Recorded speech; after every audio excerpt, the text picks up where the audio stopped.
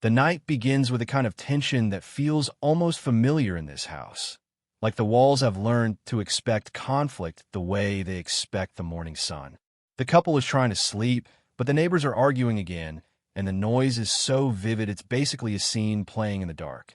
You can hear doors slam, voices spike, and the emotional rhythm of a family dispute that refuses to stay private. It's not merely loud. It's invasive, the kind of sound that turns a normal bedroom into a front row seat. The husband makes a comment, half irritated and half entertained, as if he's trying to control how much the chaos bothers him by turning it into a joke. His wife is more weary than amused, because she understands something he sometimes ignores. When a fight is this big next door, it rarely stays next door. Sure enough, there's a knock, and suddenly the noise has a face. The visitor is the neighbor's son, shaken and embarrassed, asking for money because he wants to leave the house and go to a motel. It's a desperate request that makes the whole situation feel heavier.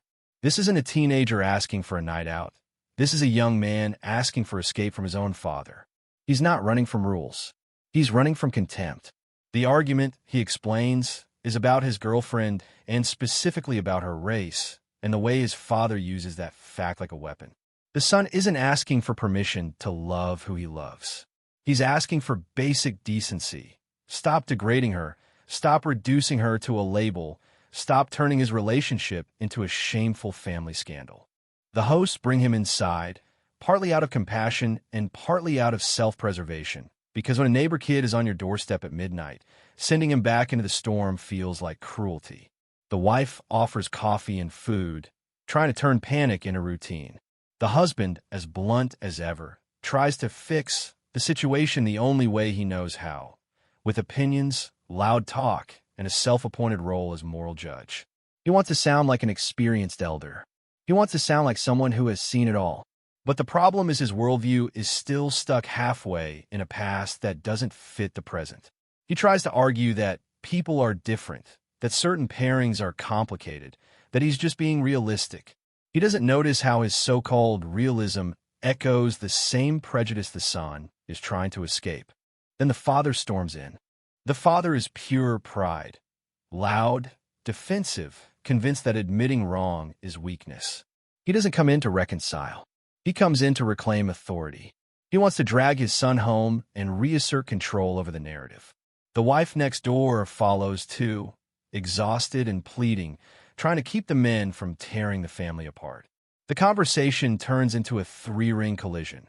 The son demanding respect, the father demanding obedience, and the host couple trying to manage a crisis they didn't create. Everyone talks over everyone. Everyone believes they're right. And the worst part is that the argument isn't about one sentence or one moment. It's about the father's identity. He feels his authority is being challenged by a relationship he doesn't approve of, and he reacts the way insecure authority often reacts, with insults and escalation. The son refuses to go back, and that refusal changes the power dynamic. It's one thing to argue in your own house. It's another thing to argue while your child is next door, sleeping on someone else's couch. The father, for the first time, has to confront the image of himself as a man who pushed his own son out of the home. He doesn't say it, but you can see the discomfort. The mother, trying to save the family, begs the host to let the boys stay the night. They do. The house becomes a temporary refuge.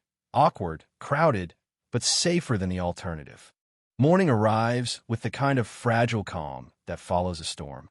The son is still there, now wrapped in borrowed clothes, eating breakfast in a place that isn't his home but has become a shelter. The mother comes over too, attempting to broker peace. She's not trying to rewrite her husband's soul. She just needs the household to stop breaking. She quietly promises she'll talk to him, which is what exhausted spouses say when they've been managing someone's anger for years. The hosts try to play normal, but everything is tense. The husband keeps talking because talking is how he avoids discomfort. He tries to position himself as the wise mediator, even though his own opinions are part of the problem. Then he tries something dramatic. He calls the son aside and tells him a long story from an old movie, one of those moral tales about a strict father and a rebellious son, where pride turns into tragedy. The host thinks he's delivering wisdom like a sermon. Don't let anger destroy your family. Go home. Reconcile before it's too late.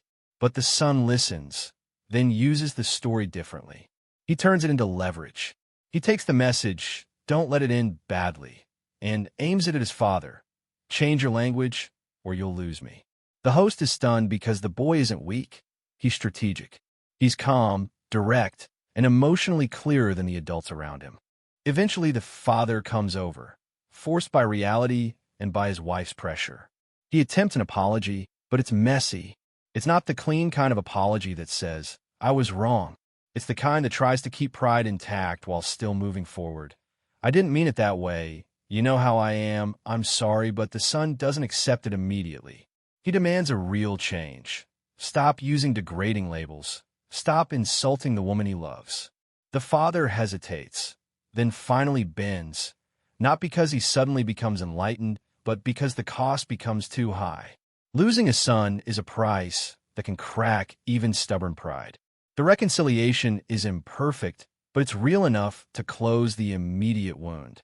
And then the story shifts gears into another kind of conflict, one that isn't shouted across fences but whispered in workplace alliances. A friend of the household, an adult woman trying to rebuild her life, needs a job. The patriarch offers help, and it comes with his usual desire for control and credit. He wants to be the hero. He wants to be thanked. He wants to prove that he's generous while still maintaining his authority over what a woman's place should be. But when a job becomes real, it's not a tidy desk job. It's factory work, physical, loud, and dominated by men who are deeply uncomfortable with a woman entering their space. The backlash is immediate. The men complain that the workplace has changed. They act as if the presence of a woman forces them to watch their language, as if basic decency is oppression. A petition forms to get her removed. It's not just personal dislike. It's an organized attempt to enforce an old hierarchy. The patriarch is now trapped. He helped her get hired, but if he defends her, he risks becoming unpopular with the men. If he abandons her, he reveals his help was shallow. The company leadership steps in with a practical motive. They want to avoid government trouble and protect business interests.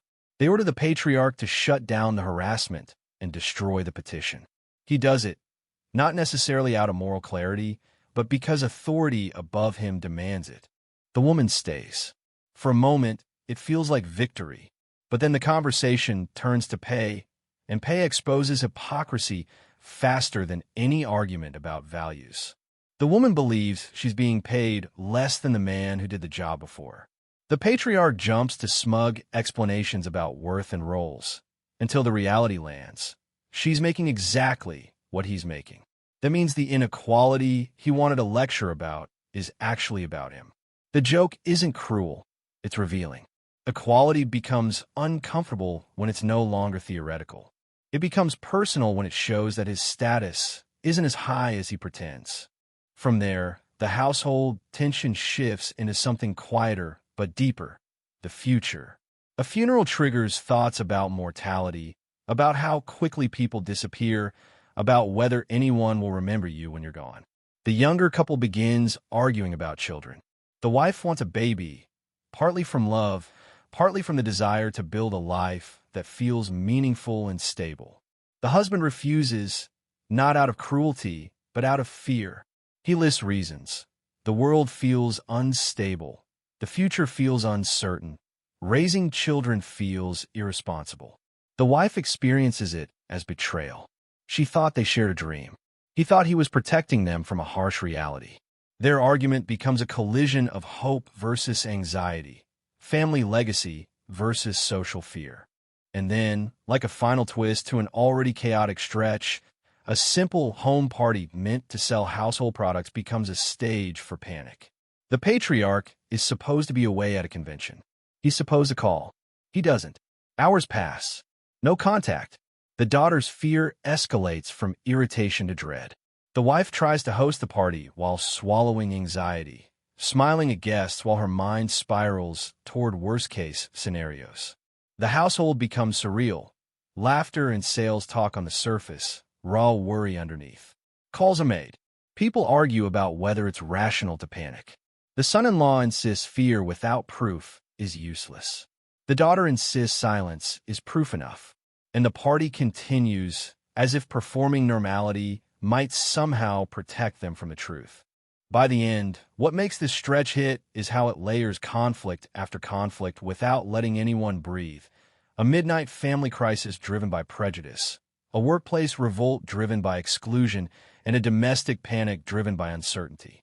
The comedy exists, but it's the kind of comedy that comes from watching people stumble through their worst instincts, then occasionally, almost accidentally, find a better version of themselves because the consequences finally force them to.